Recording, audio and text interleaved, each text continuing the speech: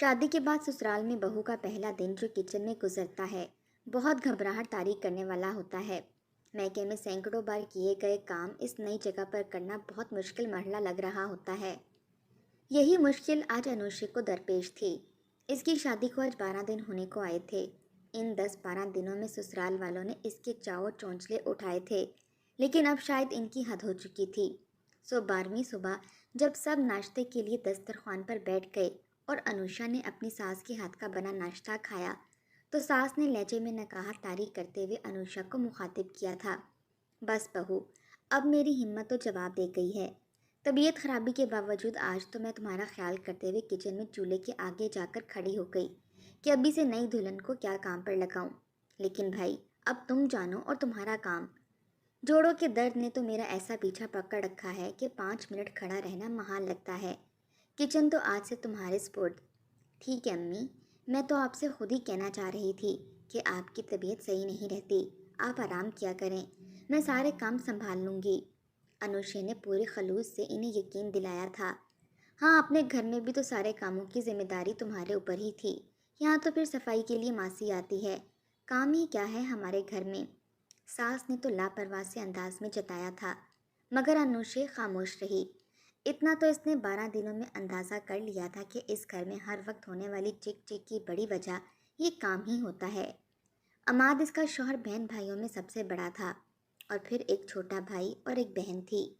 عماد اور اس کے چھوٹے بھائی کو تو اپنے کام خود کرنے کی عادت تھی، یعنی جیسے کپڑے استری کر لیے، میلے کپڑے واشنگ مشین کے پاس رکھی ٹوکری میں ڈال دیے، ماسی مشین لگا دیتی تھی، مگر اگلے 2 دن تک کپڑے تاروں پر ہی سوکھتے رہتے۔ ساس کبھی تو بیٹی پر چیختی چلاتی کہ چھت پر سے جا کر دھلے کپڑے اتارنا، مگر بیٹی نہ سنتی، تو پھر ملازمہ کو کہتی، مگر وہ انہی کے گھر کی ماسی تھی، مزاج ان لوگوں جیسا ہی پایا تھا، حد سے زیادہ سست، کاہل اور کام چور۔ صاف انکار کر دیتی، بی بی جی، کپڑے دھونے کے پیسے دیتی ہیں آپ، اتار کر لانے اور تہہ لگانے کی تھوڑی دیتی ہیں۔ ایک کمبخت، تجھے تہہ لگانے کو کب کہہ رہی ہوں؟ جا صرف کپڑوں کی گٹھری باندھ کر اتار کر لا دے، مجھ سے سیڑھیاں چڑھی جاتی تو کیوں کہتی تجھے؟ ملازمہ بھی دھلی ہوئی بیڈ شیٹ میں کپڑوں کی گٹھری بنا کر برآمدے میں پیچھے تخت پر پٹخ دیتی، پھر وہ گٹھر وہیں رونق افروز رہتا۔ شوہر اور دیور اس میں سے کپڑے چھان کر استری کر لیتے، بیٹی بھی اٹھا کر کپڑوں کو کہیں ادھر ادھر نہ رکھتی۔ ناشتہ ہفتے میں 3-4 بار بازار سے آتا تھا۔ سسر صاحب پورے گھر میں واحد بندے تھے جو صبح فجر کے لیے اٹھتے تو عادتاً ساس کو بھی نماز کے لیے جگانے کی کوشش کرتے رہتے۔ رات کے پچھلے پہری تو جا کر نیند آئی ہے، ساری رات جسم میں درد ہوتا رہا ہے۔ سسر صاحب بھی شریف شخص تھے، بیوی کو جتانا چاہتے تھے تو جتا سکتے تھے کہ بیوی رات کو تمہارے خراٹوں سے تو نیند میری ڈسٹرب ہوتی رہی ہے، لیکن انہیں پتہ تھا کہ ان کا اتنا سا کہنا ساس صاحبہ کا پارا چڑھا دے گا۔ وہ کافی تنگ مزاج خاتون تھیں۔ سسر صاحب کی طبیعت کی وجہ سے دونوں میاں بیوی کی اچھی نبھ رہی تھی۔ سسر صاحب نماز پڑھ کر واک پر نکل جاتے اور واپسی پر کبھی نان چنے، کبھی نہاری تو کبھی حلوہ پوری لے آتے، خود بھی ناشتہ کرتے اور بچوں کو بھی آواز دے کر بلا لیتے۔ عماد تو آفس جانے سے بمشکل 20 منٹ پہلے ہی اٹھتے تھے۔ بیوی کے ہاتھ کا ناشتہ ان کو پسند نہ تھا، وہ بنا ناشتہ کیے گھر سے نکل جاتے تھے، لیکن دیور اور نند کو ریڈی میڈ ناشتہ بہت پسند تھا، بلکہ ساس صاحبہ بھی جاگنے کے بعد میاں کا لایا ہوا ناشتہ مزے سے کرتی تھیں۔ بازار کے کھانے کھا کھا کر ان کا وزن بڑھتا جا رہا تھا۔ بیماریاں واقعی ان کی جان کو چمٹی رہتی تھیں، لیکن وہ ان عورتوں میں سے تھیں جو بیماریوں کو بڑھا چڑھا کر بیان کرنے کے ساتھ ساتھ تندرستی کی حالت میں بھی خود پر زبردستی بیماری طاری رکھتی تھیں۔ گھر میں روپے پیسے کی تو کوئی تنگی نہ تھی، مگر سلیقے کا فقدان تھا۔ صفائی ستھرائی اور کپڑے دھونے کے لیے ماسی رکھی ہوئی تھی، بلکہ اکثر ساس صاحبہ فالتو پیسے دے کر اس سے برتن بھی دھلوا لیتی تھی۔ انہیں بس دوپہر کا کھانا بنانا ہوتا تھا، کھانا وہ وافر مقدار میں پکاتی تھیں، 2 وقت کھا کر جو بچ جاتا وہ فریز کر دیتیں، 2-3 دن بعد وہی سالن دوبارہ گرم کر کے کھا لیا جاتا۔ سب سے بڑا عماد تھا جو پڑھ لکھ کر برسر روزگار ہوا تو ساس صاحبہ کے دل میں بیٹے کے سر پر سہرا سجانے کی خواہش بیدار ہوئی۔ محلے کی ہی رشتہ کرانے والی خالہ جی سے مدد لی گئی۔ 2-4 رشتے دیکھنے کے بعد ساس صاحبہ کا جی انوشے پر آ گیا۔ وہ متوسط گھرانے کی خوبصورت اور پڑھی لکھی لڑکی تھی۔ انوشے کے والد لائبریرین تھے، اور امی شہر کے اچھے پرائیویٹ اسکول کی وائس پرنسپل تھیں۔ انوشی کے والدین کو رشتہ کافی معقول لگا کیونکہ عماد لڑکا پڑھا لکھا اور برسر روزگار تھا۔ اس کے آفس سے چھان بین کرائی گئی تو لوگوں نے اسے محنتی اور شریف بتایا، اور سب سے بڑھ کر سسر صاحب انوشی کے ابو کو بہت ہی سلجھے ہوئے اور معقول لگے۔ اچھی طرح سوچ بچار کے بعد انہیں ہاں کر دی گئی۔ 3 مہینے کے اندر اندر انوشی عماد کے سنگ رخصت ہو کر سسرال پہنچ گئی۔ بحیثیت جیون ساتھی عماد اسے بہت پسند آیا تھا۔ اس کے ماں باپ نے یقیناً اس کے لیے بہترین شخص چنا تھا، اور جہاں تک سسرال کا تعلق تھا، ماں نے اسے سمجھا کر بھیجا تھا کہ کسی بھی لڑکی کا سسرال آئیڈیل نہیں ہوتا۔ لڑکی اپنی سمجھداری اور معاملہ فہمی سے کام لے کر سسرال میں اپنے لیے خود آسانیاں پیدا کر سکتی ہے، اور یہی لڑکی کی صلاحیتوں کا اصل امتحان ہوتا ہے۔ انوشے کو اپنے ماں باپ کی دعاؤں، ان کی تربیت اور سب سے بڑھ کر اپنے اللہ پر بھروسہ تھا۔ اسے یقین تھا کہ بہت جلد اس اجنبی سرزمین پر وہ اپنے قدم مضبوطی سے جما لے گی۔ شروع میں تو ساس اور نند مروت کا مظاہرہ کرتے ہوئے اسے کاموں سے روکتی تھیں۔ دلہنوں والا پروٹوکول بھی دیا گیا، لیکن تھوڑے دنوں کے بعد نئی دلہن کے چاؤ چونچلے اٹھانے کے ارمانوں کی شدت میں خاطر خواہ کمی آئی، اور آخر 12ویں دن تو اسے کچن کا چارج دے ہی دیا گیا۔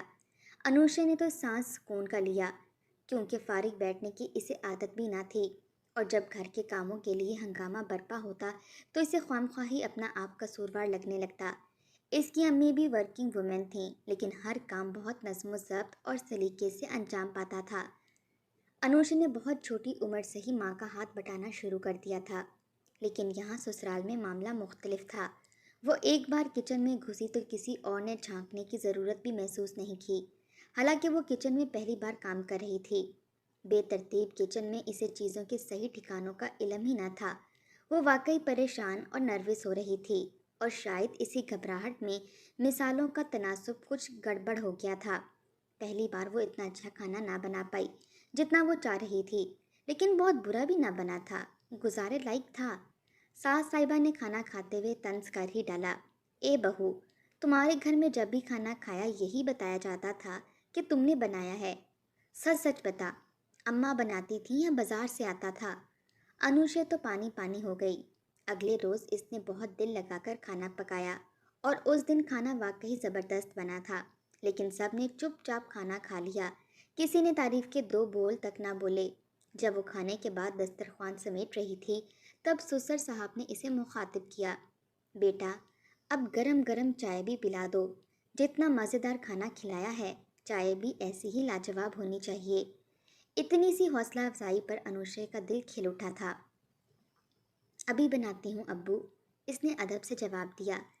چہرے پر پڑی پیاری سی مسکراہٹ پھیل گئی، لیکن ساس سے یہ مسکراہٹ ہضم نہ ہوئی۔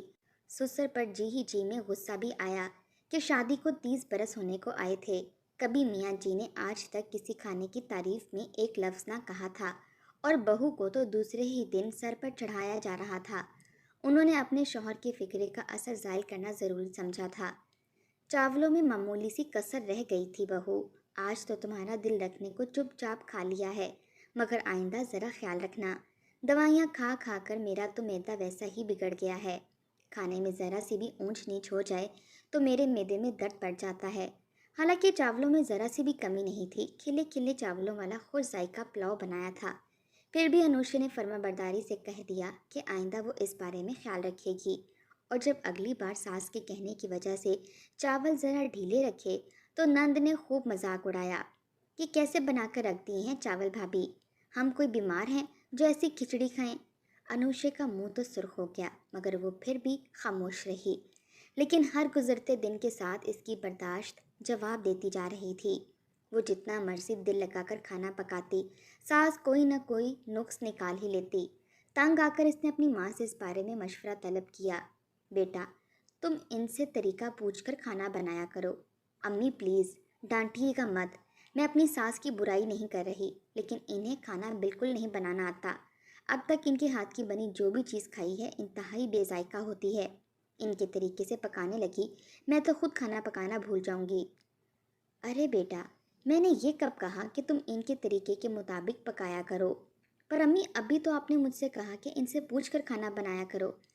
हाँ तो मैंने सिर्फ यही कहा ना कि तुम इनसे तरीका पूछ कर खाना पकाया करो, यानी सिर्फ पूछने की हद तक। पकाओ अपनी तरह से, जो तुम्हें मुनासिब लगे। देखो बेटा, बास लोगों की आदत होती है कि वो अपना इख्तियार तो दूसरों के सुपुर्द कर देते हैं, लेकिन कोई इनकी जिम्मेदारी को इनसे बेहतर अंदाज से निभाए तो लाशौरी तौर पर वो ये बात बर्दाश्त नहीं कर पाते और बिला वजह की तनकीद शुरू कर देते हैं। जहाँ तक मैं तुम्हारी सास को समझ पाई हूँ, उन्होंने तुम्हें किचन का चार्ज तो दे दिया है, लेकिन ये बात कभी कभार इन्हें कॉम्प्लेक्स में मुब्तला कर देती है। बस यूँ समझ लो कि अपनी राजधानी में किसी और की शराकत बर्दाश्त करना मुश्किल काम होता है। तुम ऐसा तर्ज अमल अपनाओ कि वो तुम्हें अहमियत मिलने पर ख़ुद को गैर अहम न समझने लगें, बल्कि इन्हें ये बावर कराओ कि घर में इनका वजूद अभी भी बहुत ज़रूरी है और अहम है। तुम अभी अपने कामों में इनकी राय की मोहताज हो। मुझे उम्मीद है कि फिर वो तुम्हारे कामों में नुक्ताचीनी नहीं करेंगे, और अगर इनकी रविश बरकरार रही तो फिर कोई और तरकीब लड़ाएंगे। लेकिन बेटी को कोई और तरकीब लड़ाने की ज़रूरत ही महसूस ना हुई, क्योंकि माँ की तरकीब कारगर साबित रही। अनुष्या दिल से इनकी अक्लमंदी की कायल हो गई। खाना पकाने से पहले अपनी सास से एक बार तरीका पूछ लेती और इस तरीके में अपनी मर्ज़ी की रद्दोबदल के साथ खाना पकाती थी। और अगर कोई तारीफ़ करता तो फ़राख दिली से क्रेडिट सास को दे देती कि अम्मी से पूछ पूछ कर बनाया है। सास ये जवाब सुनकर मुतमईन हो जाती। इसी तरह रोज़मर्रा ज़िंदगी में बहुत से छोटे बड़े मामले ऐसे ही थे जो अनुषा ने समझदारी से निपटाए थे। अब इसकी शादी को 3 बरस होने को आए थे और अल्लाह ने इसे एक बहुत प्यारे बेटे से भी नवाज दिया था। मजमूई तौर पर तो इसके ससुराल वालों से ताल्लुकात खासे खुशगवार थे, पर यह सब इसकी समझदारी और मामला फहमी की वजह से मुमकिन हुआ था। लेकिन जब कभी आस पड़ोस में किसी बहू और ससुराल वालों की खटपट का पता चलता तो नंद मुस्कुराते हुए अपनी भाभी को जताती, देख लें भाभी, कदर करें हमारी, कितने अच्छे हैं हम, आज तक हमारी मामूली सी भी नोक झोंक नहीं हुई।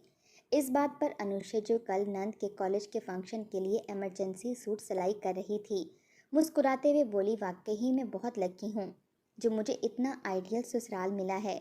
क्या ज़रूरत है तुझे इतना तैयार होकर कॉलेज जाने की, कमबख्त, पता भी है नज़र लग जाती है तुझे। सास ने अपनी बेटी को टोका। इसमें कोई शक ना था कि सास के सब बच्चे खूबसूरती की तारीफ पर पूरा उतरते थे, मगर नंद पर तो आजकल अनोखा रूप चल रहा था। शायद जवानी की दहलीज पर कदम रखते ही लड़कियों पर अजीब निखार उतर आता है। इसी खूबसूरती ही की वजह से निर्मल ने अभी बीए भी पास ना किया था कि अच्छा रिश्ता आ गया। घर वालों को हाँ करनी ही पड़ी। सो खाला के जेठ के लड़के के साथ नंद का रिश्ता तय पा गया। अनुषा पर आजकल दोहरी जिम्मेदारी थी। नंद के साथ बाजारों के चक्कर लगते थे कि सास के जोड़ों के दर्द की वजह से इनका चलना फिरना महाल था। बाजार से वापसी पर नंद तो खुशी खुशी घर वालों को शॉपिंग दिखाने लगती और अनुषा किचन की राह लेती। ये गनीमत थी कि अनुषा का बेटा दादी, चाचू और फूफी से बहुत मानूस था, इसलिए अनुषा को तंग न करता था। कामों की ज्यादती की वजह से कभी कभार तो अनुषा बेटे के साथ लाड प्यार करने को तरस जाती थी। अनुषा कभी अपनी माँ से थकावट की शिकायत करती तो माँ प्यार से समझाती, कामों से होने वाली थकावट तो रात सोकर उतर जाती है बेटा, हर सुबह तुम ताज़ा दम होकर बेदार होती हो, शुक्र करो, इस घर में तुम्हें कोई ज़हनी टेंशन नहीं है। फिर कुछ ही तो अरसे की बात है, तुम्हारे देवर की शादी हो जाएगी। देवरानी जब आएगी तो तुम पर से काम का बोझ कम हो जाएगा। लेकिन देवर से पहले इसकी छोटी नंद की शादी थी और शादी ने तो इसे बुरी तरह से थका ही डाला था।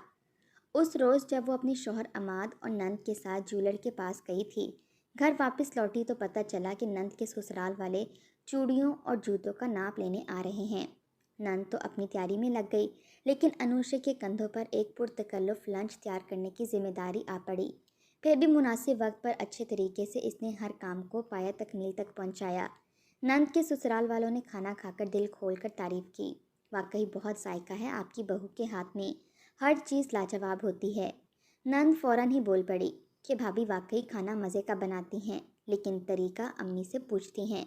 बस यूँ समझें कि रेसिपी अम्मी की और मेहनत भाभी की।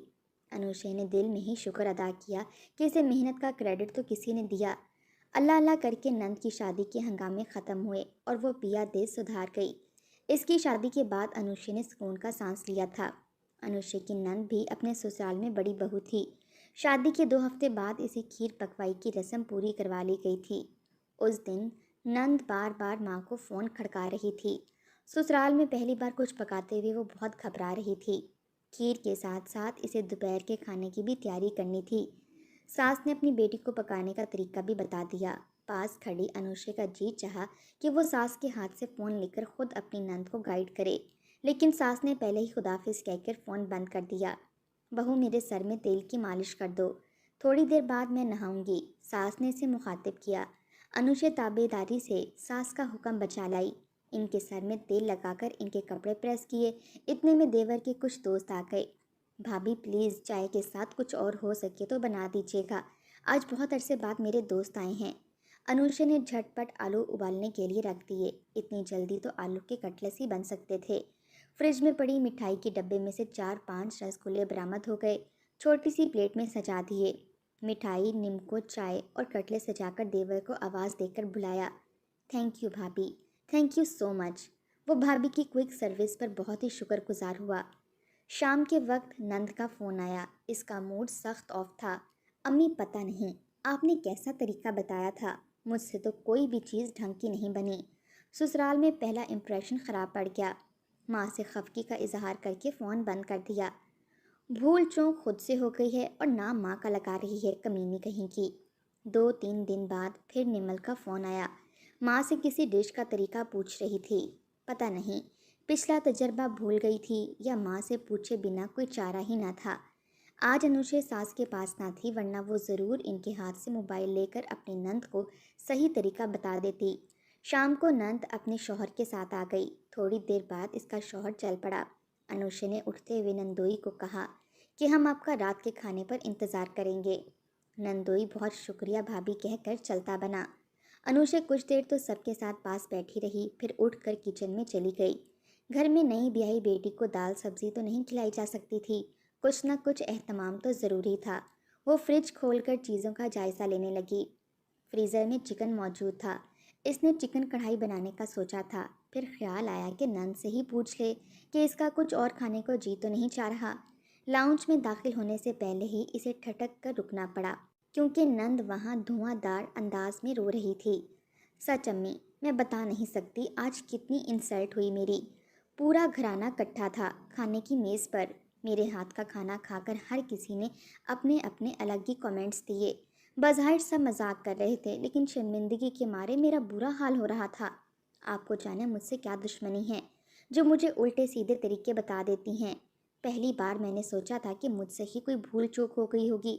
آج تو میں نے آپ کو فون کیا تھا اور نوٹ بک ساتھ رکھی تھی، جو کچھ آپ بتاتی گئی میں نوٹ کرتی گئی، اسی کے مطابق کھانا پکایا جو اتنا بدمزہ اور برا بنا۔ ارے ماں ہوں میں تیری، دشمن تھوڑی نہ ہوں، کیوں غلط بتانے لگی تجھے بھلا؟ تم مجھ پر بگڑ رہی ہے۔ اتنے میں دیور بولا، تم امی سے کیوں پوچھتی ہو؟ امی تو آؤٹ آف پریکٹس ہو رہی ہیں، تم انوشے بھابھی سے پوچھ لیا کرو۔ بھابھی بھی تو امی سے ہی طریقہ پوچھ کر پکاتی ہیں، امی انہیں تو لاجواب ترکیبیں بتاتی ہیں اور مجھے جانے کیوں ٹھیک سے کچھ نہیں بتاتی۔ دیور جو اپنے بہن بھائیوں میں سب سے منہ پھٹ اور بد لحاظ تھا، اس سے اب مزید ضبط نہ ہو سکا۔ کہنے لگا، انوشے بھابھی کی شادی کو 3 برس ہونے کو آ رہے ہیں، اور بھائی تمہاری یادداشت اتنی کمزور نہیں ہو گئی کہ تمہیں یاد ہی نہ ہو کہ 3 برس پہلے اس گھر میں کھانا وغیرہ بنانے کی کیا روٹین تھی اور کتنا لاجواب کھانا بنتا تھا۔ اکثر بازاری کھانا کھاتے تھے ہم، اور امی ایک دن پکا کر 3 دن تک ہمیں کھلاتی رہتی تھیں۔ شاید اسی لیے ہم سب باہر کے کھانے کو ترجیح دیتے تھے۔ گھر کا ذائقے دار کھانا کیا ہوتا ہے، اس بات کا ہمیں علم تو عماد بھائی کی شادی کے بعد پتہ چلا، اور تم آج جو بلا وجہ روتی دھوتی میکے آئی ہو، اپنے اندر کچھ برداشت پیدا کرو۔ تمہیں تو انتہائی بدمزہ کھانا پکانے پر باتیں سننی پڑی نا، جبکہ بھابھی کو تو اچھا پکانے کے باوجود تنقید کا نشانہ بننا پڑتا تھا۔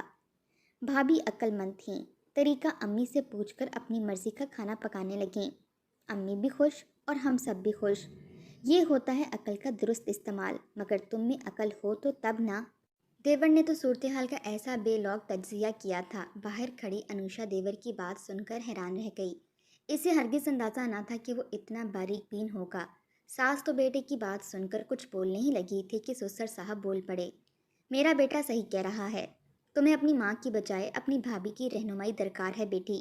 صرف کھانا پکانے کے معاملے میں ہی نہیں بلکہ سسرال میں کس طرح ایڈجسٹ ہوا جا سکتا ہے، تمہیں بہتر طور پر تمہاری بھابھی گائیڈ کرے گی۔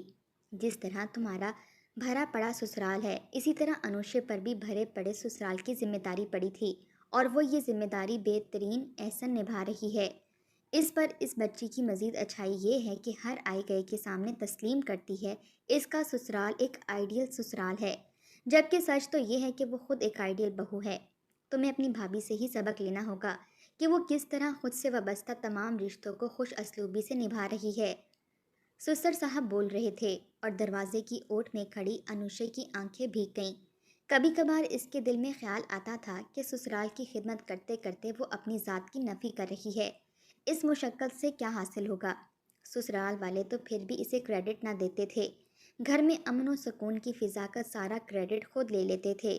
لیکن آج دیور اور سسر کی بات سن کر احساس ہوا تھا کہ سسرال میں بھی اس کے قدردان موجود ہیں، اور دل سے کی گئی محنت کبھی نہ کبھی رنگ لے ہی آتی ہے۔ دیور کہنے لگا، انوشے بھابھی نے تو واقعی مثالی بہو بن کر میری آنے والی بیوی کے لیے مشکل پیدا کرتی ہے۔ آج کل کی لڑکیوں میں اتنا سٹیمنا کہاں کہ وہ گھر بھر کی ذمہ داریاں اتنی خوش اسلوبی سے نپٹائیں۔ جب میری آنے والی بیوی کا موازنہ بھابھی سے ہوگا تو نمبر 1 بھابھی ہی ہوگی، دیور نے مسکراتے ہوئے کہا۔ انوشے بھیگی پلکوں اور مسکراتے لبوں کے ساتھ واپس کچن میں پلٹ گئی۔ کچن کے کام نپٹاتے ہوئے اس کے ہاتھوں میں پہلے سے زیادہ پھرتی تھی۔ رات کے کھانے پر اس نے چکن کڑھائی کے ساتھ مٹر پلاؤ اور فروٹ سلاد بھی بنا دیا۔